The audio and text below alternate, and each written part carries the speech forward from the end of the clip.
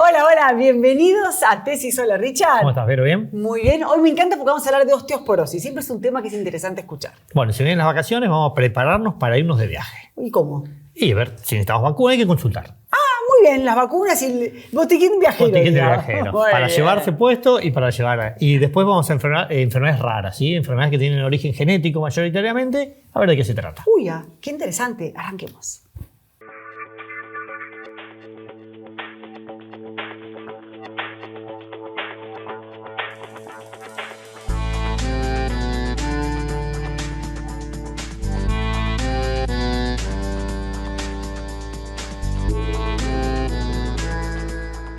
Bueno, pero ¿vos sabés qué son las enfermedades raras o poco frecuentes? No. Bueno, Son raras. Son raras. Bueno, para eso hemos invitado a Gabriel Hércules, genetista. ¿Cómo estás, Gabriel? Excelente, muchas gracias por la invitación. ¿Qué son las enfermedades raras? Bueno, se le llama enfermedad rara o poco frecuente, sobre todo en nuestro país se le dice Ajá. poco frecuente, aquellas que afectan a menos de uno por cada 2.000 individuos. Es decir, son poco frecuentes individualmente, pero en realidad si uno los analiza en su conjunto, afectan entre el 6 y el 8% de la población mundial, con lo cual es de salud montón. pública un tema muy importante, ¿no? Son poco frecuentes individualmente, pero muy importantes en su conjunto. Hay más de 6.000 condiciones descritas, poco frecuentes, y cada uno puede tener un origen distinto. Es decir, el genoma, que es toda nuestra genética, es muy compleja y cualquier alteración en distintos puntos puede causar una condición u otra. Más del 80% de las condiciones poco frecuentes son genéticas, tienen un origen genético. Y el otro 20% probablemente no esté del todo definido, pero también debe tener una base genética o por lo menos una predisposición a nivel genético.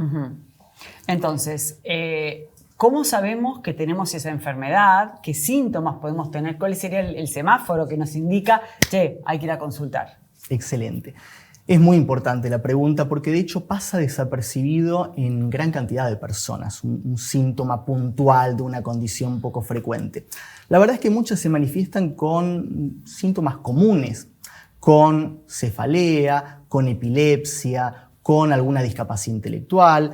Otras, en cambio, tienen alguna malformación congénita, alguna discapacidad más de índole orgánica que uno lo visualiza y empieza a evaluarlo. Pero en líneas generales, un retraso madurativo, una discapacidad intelectual, un trastorno del espectro autista, que es lo que conocemos habitualmente como autismo, pero que es justamente un espectro causado por muchos distintos cuadros, puede tener un origen en una condición justamente poco frecuente. Sabemos que nuestro material genético está agrupado en paquetes de información que son los cromosomas, equivalentes a libros de una enciclopedia. Y también que adentro contienen genes, que son partículas o instrucciones para que se comprenda cómo fabricar cada proteína y cada estructura. Si hay una cuestión a nivel cuantitativo, es decir, que falta o sobra información genética, eso puede causar una enfermedad poco frecuente. Y si hay una alteración en el aspecto cualitativo, es decir, una instrucción, una página que tiene una falta ortográfica, que sería una mutación o una variante patogénica en un gen, eso también puede causar un cuadro. Y como existen 46 cromosomas y 20.000 genes, cada uno con una función distinta, la verdad que es muy amplio el cuadro que uno puede llegar a observar, ¿no? Entonces es importante descartar algunas condiciones o los orígenes de estas condiciones, ¿no? En GEMPRE nosotros vemos, por ejemplo, pacientes que vienen por un síntoma más general, un retraso madurativo, una cuestión en las pautas, perder el lenguaje en algún punto, y ahí podemos ver si hay alguna sospecha o no de un síndrome puntual, pero en aquellos en donde no tengamos sospecha es muy importante hacer dos grandes estudios. Uno, el microarray, que es un análisis de la cantidad de información para ver si sobra o falta, si hay algún capítulo de más o de menos en un libro, y otro, un exoma, que es un estudio que analiza cada una de las letras en estos genes. Entonces, con estos dos grandes estudios, que son de hecho poco utilizados, pero deberían aplicarse la mayoría de las veces, uno puede detectar, en principio, si la cantidad de información es la correcta y si cómo está escrita también es la adecuada. Digamos, y al ser poco frecuente, digamos, y generalmente asociados a problemas genéticos, ¿los tratamientos qué son? ¿Solucionar eso o cómo se tratan? Claro, lo primero es llegar a un diagnóstico puntual, porque justamente al ser poco frecuentes son poco sospechadas por los médicos generales que no están formados específicamente en genética y cada uno tiene una orientación, por supuesto, a su área. Entonces, los niños con condiciones poco frecuentes, en general, en el mundo, no solamente acá, pasan entre 4 y 8 años, hasta 12 a veces. Hasta tener un diagnóstico. Hasta tener un diagnóstico. Claro. Que eso es muy y conocido. estos 2 estudios que vos dijiste, que nombraste anteriormente, ¿cómo se realizan? ¿Con sangre? Sí. ¿Son costosos? ¿Están en el acceso público? ¿Cómo es? Porque ahora uno dice, bueno, me lo quiero hacer. Y después Claro. uno... Claro. ¿Dónde? Invalidante, porque si no lo puedo hacer. Exacto. Yo creo que lo primero siempre es la consulta con un médico genetista Ajá. para ver si todo el conjunto de síntomas y de signos, que es lo que se ve, que uno encuentra, realmente es compatible con algún síndrome puntual o no, para orientar a ese síndrome. Si no hay una orientación puntual, ahí están estos estudios más abarcativos, como el Array o como el Exoma, que evalúan cantidad y calidad de información. Y eso ya es un estudio que, si bien se realiza en sangre o en saliva, no es algo invasivo para la persona, sí es verdad que no está disponible en todos los lugares, que a veces lo cubre la obra social, otras veces no. En lugares públicos es difícil llegar a acceder, algunos lo están poniendo a punto, pero es dificultoso. Y son estudios que, claro, cuestan en el mundo entre 500 o $1.000, $1.200. Entonces tiene esa limitante económica. Claro. Por suerte van bajando en el mundo tanto el costo como el tiempo que se va cortando para llegar a un resultado. Claro, porque con eso tenés un mapeo completo, por lo que planteas vos, Claro. y podría aparecer tal vez otro inconveniente que no hace el síntoma también. Exacto. No. Si bien, por supuesto, no encontramos absolutamente todo y los diagnósticos, dependiendo de la condición, pueden llegar a un 50, 60, 70% de los casos. Subió mucho, de hecho, en el correr del tiempo. Pero eso lo que nos permite es ponerle un nombre y apellido a la condición. Es decir, no es un niño que tiene un retraso madurativo. Es un niño que tiene un retraso madurativo porque presenta una delesión, una pérdida de material genético en tal sector, o porque presenta una mutación, un cambio de una letra por otra en un gen. Eso nos ayuda... Cambia el paradigma de enfermedad-salud. Claro. Cambia radicalmente. Sí. Y Nos ayuda- la etiqueta de la persona también, ¿no? Claro, orientarnos más puntualmente y decir, bueno, este síndrome cursa con estas manifestaciones a nivel intelectual, a nivel malformativo o incluso algunas secuelas a largo plazo. Entonces Claro. uno puede estar atento y Y decir, anticiparse tal vez también. como el 25% de los niños tienen tal condición, vamos a hacer un screening, vamos a pesquisar o hacer estudios puntuales para ver si la presenta o no y darle un seguimiento para ver si lo desarrolla en un futuro. Y las terapéuticas también están orientadas justamente a esto. Perfecto. Se sabe que hay enfermedades que responden mejor con un tratamiento que con otro. Entonces, es poner nombre y apellido para personalizar. Perfecto. Bueno, Muchas gracias, muy claro, muchas gracias a ustedes. Bueno, Levi, Me hasta encantó. luego.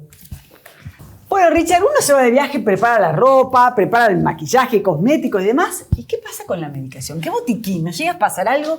¿Qué botiquín se lleva de Sí, sí, viaje? ¿qué vacunas tenemos que ponernos en ciertos lugares? Todo lo que hay que llevar para viajar, puesto en un bolso. Estamos con la doctora Eve Vázquez, infectóloga. Hola Eve, qué gusto tenerte. Muchas Hola, gracias. ¿qué tal? ¿Cómo va? ¿Cuál es la inquietud? ¿No entra la ropa dentro del carrión? No, que es importante no asustarse primero cuando uno traspasa las fronteras, porque por ahí uno empieza a dar todo una recomendación, y por ahí se asusta el viajero. Pero tiene que entender de que uno tiene que adecuar y las recomendaciones dependiendo de también el tipo de viaje. Claro. Es importante que sí hagan una consulta previaje, sobre todo cuando van a zonas tropicales, subtropicales, son los viajeros que uno dice, bueno, tienen un riesgo más alto de adquirirlo. Por ejemplo, qué sé yo, me voy al sudeste asiático y me voy al sudeste asiático en épocas de lluvia. Bueno, ese viajero va a tener más riesgo, o si voy a estar en un mes, o los expatriados. O sea, hay que, digamos, categorizar bien como para que tampoco agobiarlo con las vacunas o las medidas de prevención que hay que darle. Entonces, la consulta previaje es importante. y generalmente sería ideal, aunque en la práctica, en el consultorio a veces uno no lo ve así, vienen a último momento, de 4 semanas, estamos bien Antes. a 6 semanas, porque a veces necesitan vacunas y las vacunas a veces necesitan más de una dosis, y entonces para estar protegidos cuando lleguen a destino. Así que hay vacunas, por ejemplo, que son vacunas que son requeridas, hay vacunas que son rutinarias y hay vacunas que son recomendadas. Las 3 R's. Claro. Las rutinarias, uno tiene que revisar el calendario de vacunación habitual. ¿Por qué? Porque uno dice, me voy a Europa. Bueno, listo, y generalmente son los adultos jóvenes que no tienen completo el calendario. A veces el adulto joven viene porque con el bebé, preocupado porque el bebé y que qué sé yo, iba a viajar con el bebé, y en realidad no es el bebé. El calendario de los chicos, sobre todo en la Argentina, es bastante robusto y completo. Pero por ahí, qué sé yo, hay un brote de sarampión en Europa y todo, y no tiene completado las dosis correspondientes al calendario. Eso por un lado. Por el otro, por ahí no quiero hablar, no quiero ser un monólogo, pero por el otro lado, por ejemplo, las vacunas requeridas, la de la fiebre amarilla, que es una vacuna, es la única vacuna que es requerida obligatoriamente a nivel internacional. Eso ya data de 1988. Y en realidad a veces tengo que recibir la vacuna porque nosotros tenemos un área de riesgo, entonces vamos a zonas en donde no hay fiebre amarilla y me la van a pedir. Otras veces voy a una zona de fiebre amarilla y tengo riesgo. Entonces, en ese sentido, el médico tiene que evaluar si puede o no puede recibir la vacuna para viajar. Y hay otras vacunas que uno se olvida. Por ejemplo, los peregrinos a la Meca es un requerimiento legal. Cuando uno va a Arabia Saudí, en esa época de peregrinación, porque hay mucha meningitis, que como sabe la gente es una enfermedad que toma las capas que recubren el cerebro. Entonces, bueno, ahí es un requerimiento legal. O un requerimiento legal puede ser, me voy a estudiar a Estados Unidos y me exigen la vacuna del sarampión o me exigen la vacuna de hepatitis B, que nosotros por suerte la tenemos en el calendario, pero eso también hay que revisar. ¿Y países limítrofes tenemos alguna exigencia? Mirá, ese es un problema, porque, por ejemplo, Paraguay exige, Bolivia, si vas por tierra, exige la vacuna de la fiebre amarilla, Brasil no la exige. Y realmente, no quiero decir, a veces es un problema, no solamente en los partidos de fútbol. ¿Por qué sería un problema? Sino que, viste, a veces ellos tienen baja cobertura de vacunación contra la fiebre amarilla. Están teniendo un 20% de cobertura. Y en todo el país tenés solamente la zona del noreste que no tiene fiebre amarilla. Río de Janeiro, San Pablo. El Ministerio de Salud ya en julio dio una alerta para controlar a los viajeros y el paso de frontera, porque están teniendo bajas coberturas y hubo casos de fiebre amarilla en humanos en el estado de San Pablo. Entonces, uno se cree que va a Río, que se cree que va a San Pablo y que no hay fiebre amarilla, ¿me entendés? Ese es el problema. O sea, que el problema sería vacunarnos nosotros. Vacunarnos nosotros, pero hacer la consulta, porque hay que recordar que a veces la vacuna es una precaución o tiene contraindicaciones que uno no se la puede aplicar. Y siempre, si se la va a aplicar, son por lo menos 10 días antes de viajar para estar protegido. Y con respecto a la alimentación en el lugar, digamos, con el tema de la diarrea, sí, forma parte también de la preparación, sería de la preparación del viajero. ¿Por qué? Porque es un error también frecuente. Yo marco los errores que uno ve en la consulta. Que cuando uno tiene diarrea, ¿qué hace? Toma el antidiarreico. ¿Tá? Y no siempre el antidiarreico está indicado. A veces es contraproducente, porque si esa diarrea tenés sospecha de que es infecciosa, cuando por ejemplo, qué sé yo, hay sangre en la materia fecal o fiebre alta, ahí siempre le decimos al viajero, no antidiarreicos, porque si no la bacteria lo que va a hacer es entrar a la pared del intestino y dar más diarrea. Ese es un error muy frecuente que pasa, aun cuando los pacientes buscaron asistencia médica en el exterior. Perfecto. Entonces uno siempre tiene que decirle, mira, cuando hay este tipo de diarrea, te llevas este antibiótico. Cuando no hay este tipo de diarrea, podés tomar el antidiarreico. Sí, o no consumir agua, digamos, de grifos Por supuesto, y demás. no Ni lavarse los consumir. dientes, sí, bueno, sí. hay países, por eso, bueno, también hay veces que tampoco uno en todos los países No, generaliza eso. ¿no? No, en general en tener nuestro cuidado interior hay lugares con el agua. Hay el lugares agua- que yo no me voy a olvidar más. En la India una vez fui a dar una charla y el señor del hotel muy amable me acerca una botellita y me dice, para que me lave los dientes, ¿no? Y me dice, pero hasta la puede tomar, doctora, me dice. Ah. Y vos Esta no es veías para- que era un estado de turbidez que vos decías, esto ni los dientes. Sí, sí, sí. ¿Me entendés? Claro. Entonces hay que ver, y aparte que uno está viajando a lugares en donde por ahí hay una flora diferente, una fauna uno- el diferente, organismo un no está ambiente, habituado. una Sí. cultura diferente, Sí, que por ahí lo normal era eso, Era eso, tomar sí, sí. agua Bueno, no hace nada. y para nosotros que por ahí no tenemos tanta hepatitis A porque por ahí los chicos se vacunan o porque no hay tanta hepatitis A y allá ellos ya la adquirieron de chicos, uno se engancha, vulnerable. digamos, te transmiten. Sí, claro, la hepatitis A, y para ellos es habitual y no lo hacen Sí, es decir, que a propósito. el consejo adrede. entonces es que planificar el viaje, parte de esto Exacto. tendría que ser parte del costo de pensarlo, porque siempre es consultar. consultar Consultar, y porque preparar. hay vacunas que, sobre todo la de la hepatitis A, que Y preparar en el general viaje uno se la da, la desde la antitetánica, prevención antidifterica, sería. desde la prevención. Perfecto. Y también tener en cuenta que si yo vuelvo de viaje no tengo que hacer una consulta, pero si me siento mal, que generalmente aparecen dentro del mes, sí comunicárselo al médico, ¿Para qué? porque a veces el médico no pregunta dónde ha estado de viaje, incluso si pregunto, qué sé yo, voy al médico luego de un año. Hay algunas que son de incubación más larga. Claro, decir que uno Entonces, estuvo en decir cierto que lugar. uno estuvo en ciertos lugares. Perfecto. Punto, ese es el mensaje. Bueno, muchas muchísimas gracias. gracias. Así Muy que, claro. bueno, nada, nada. Gracias. Bueno, Richard, vamos a hablar de osteoporosis. Mirá qué tema interesante. Estamos con Andrea Cavallo, ella es endocrinóloga. La Andrea, un gusto tenerte. Andrea. Realmente, gracias por la invitación. ¿Qué es la osteoporosis? Bueno, la osteoporosis es una enfermedad que lleva a huesos débiles, por lo tanto, tiene tendencia a fractura. La palabra osteoporosis es hueso poroso. Ajá. Y es muy frecuente en la población, es más frecuente en la mujer que en el hombre, pero los hombres también pueden tener osteoporosis en edad mayor. Por lo tanto, a nivel mundial hay una preocupación muy importante en este sentido.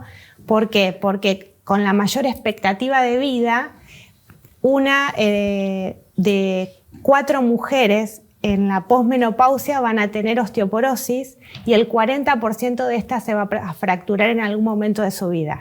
Y 2 de cada 4 mujeres tienen osteopenia. Por eso, ¿Qué sería la osteopenia? La osteopenia es el paso previo a la osteoporosis. Ok.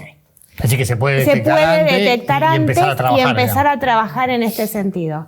Y algo muy importante es, digamos, como consejo, es que esto viene en el desarrollo de tu vida. Es decir, desde que sos chiquito, se va desarrollando el hueso y el pico, digamos, de masa ósea lo tenemos alrededor de los 30 años. ¿Y eso qué significa? Que hay que alimentarse bien y hay que hacer actividad física. Y eso es lo que tenemos que estimular en nuestros hijos para que ese pico de masa ósea sea el correcto. Cuando esto es muy frecuente en la consulta, más que nada en las pacientes posmenopáusicas, y hay distintos factores. Dentro de los factores hay factores hereditarios. Entonces, tal vez el estudio hay que hacerlo antes. Para detectar la osteoporosis, lo que se hace es un estudio que se llama densitometría. Entonces uno mira cómo está la densidad de este hueso. Y si, por ejemplo, tu mamá o tu papá se fracturaron, decís, bueno, tengo una tendencia genética a que yo pueda tener osteoporosis en un futuro.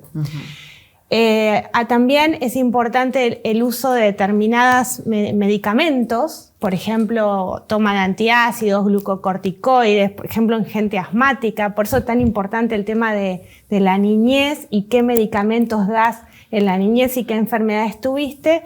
Y en general, digamos... Porque eso hace que se adelante la osteoporosis o que se exactamente. produzca. Nosotros tenemos, la osteoporosis puede ser primaria, es decir, por edad. Uno envejece. Digamos, eso como la natural, digamos. Es lo natural. Si a los 30 ya empezamos a perder... Exacto, uno empieza a perder hueso. Y la otra es secundaria. Secundaria a distintas enfermedades. Claro. Y eso es cuando uno va al especialista, antes de iniciar cualquier tratamiento, lo que se hace es estudiarlo. ¿Y cómo este estudio, en qué consiste? Y en sí es una por un lado punción. se hace análisis de sangre. Ok. Y entonces en ese análisis de sangre se estudia todo lo que nosotros llamamos el metabolismo óseo. Vemos si, por ejemplo, tiene el calcio bien en sangre, si le falta vitamina D, si pierde calcio por orina, si tiene una enfermedad que produce una descalcificación o, por ejemplo, tiene enfermedad celíaca, entonces lo que come no lo va a absorber. Hay un montón de enfermedades que se descarta con estos análisis.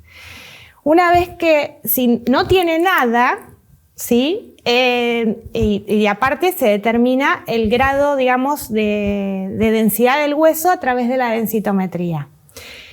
Hay programas a nivel mundial, porque no solamente, digamos, tenemos que hacer la prevención primaria y la prevención secundaria, es decir, que un paciente se fracturó y evitar que se vuelva a fracturar, porque el riesgo de refractura aumenta exponencialmente con una fractura previa. Por lo cual, hay a nivel, digamos, mundial, hay un programa que se llama Captura de la Fractura. Entonces, de esa manera, el paciente, si tiene una fractura, enseguida, en determinados lugares en el país, esto se está haciendo, se va atrás, es decir, se trata con distintas drogas que se dependen del lugar de fractura y de digamos, si es secundaria, primaria y un montón de otros factores, qué droga se le va a dar a ese paciente para evitar que se vuelva a refracturar. Y por ejemplo en las costillas, alguien que se fractura, que no es algo tan notorio. Costillas no se tiene que ver. considera, los sitios... Partes blandas. Los sitios de fracturas osteoporóticas frecuentes son muñeca en general, columna, Buenísimo. cadera y también húmero. Ah, perfecto. Bueno, viste, es bueno saberlo también. Claro. Porque a veces Y uno el se hombre... También. En general, viste, nosotros siempre nos basamos con estadísticas internacionales porque no tenemos estadísticas nacionales, digamos, en gran escala. Ajá. Y más o menos 1 de cada 7 o cada 5 a 7 hombres tienen osteoporosis. Y en el hombre es más frecuente la fractura de cadera. De cadera. Y rodillas no, porque viste que Rodillas ¿no? más que nada es articular y ya no se considera. Ya, claro, Sí. articular y cual. Bueno, qué interesante, ¿eh? Sí, y es una enfermedad que se puede prevenir, digamos. Es una enfermedad porque, digamos, que se puede prevenir. ¿Y a qué edad conviene empezar ese estudio, diríamos, de densitometría? En el caso digamos? siempre hay que hacer la densitometría después de la menopausia. Se hace antes, cuando uno tiene antecedentes familiares o estas enfermedades que puedan llegar a acelerar este proceso. Y uno también, es decir, tiene, aparte de la edad, del sexo que es más frecuente en la mujer, el tema de la composición corporal. Es decir, cuando sos más flaca tenés más tendencia a tener osteoporosis. Perfecto. Una mala para los Una. flacos. Sí. Bueno, Bueno, Muchas gracias. muchísimas gracias. ¿Volvemos? Dale.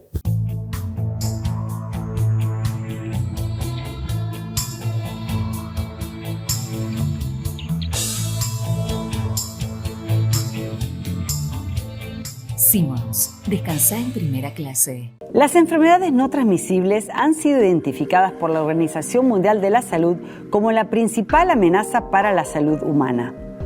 Estas enfermedades incluyen a las cardiovasculares, el cáncer, la diabetes y las respiratorias crónicas. Los 4 factores de riesgo más importantes son el uso de tabaco, los hábitos alimentarios inadecuados, el sedentarismo y el abuso de alcohol. Todos ellos determinantes sociales evitables y prevenibles. Las enfermedades no transmisibles pueden ser evitadas si se garantiza un ambiente en el que se implementen políticas públicas, poblaciones eficaces que garanticen hábitos saludables, como la alimentación apropiada y el control de peso, la actividad física regular, la reducción del consumo del tabaco y la exposición a humo de tabaco ajeno, y también la reducción del consumo de alcohol. No hay nada más lindo que ver a tus hijos felices. Por eso yo elijo fideos Marolio, que le dan sabor y frescura a las alegrías de todos los días.